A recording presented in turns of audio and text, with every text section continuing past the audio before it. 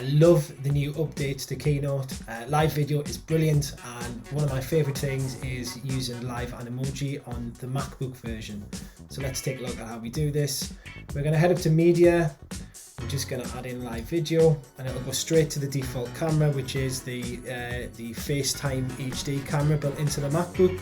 So if we head up to the top corner to live video, what we can do there is we can change the default camera. We can add a source in. I've already added my iPhone 12 in. So you've got my iPhone is on the screen now, so I can present this, I can screen record whatever I need to do.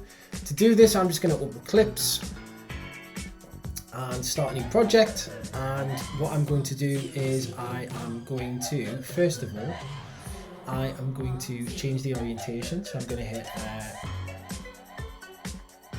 Arrange. Change that to 90 degrees so it's facing the right way, and from here what I'm going to do is I'm going to tap onto the stop and I'm going to choose the Animoji effect. Now straight away I've got an Animoji in there, and that's great, but you can see the rest of the phone. So what I'm going to do now is I'm going to head back to format, I'm going to head back to live video, and I'm going to change the mask to circle. There we've got the circle mask, and because I've changed the orientation it's in the right shape.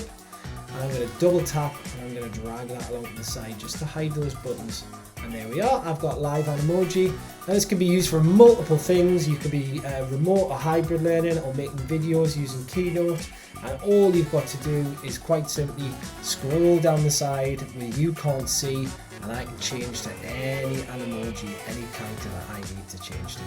Lots of fun and lots of great uses to just enhance those presentations and those learning experiences.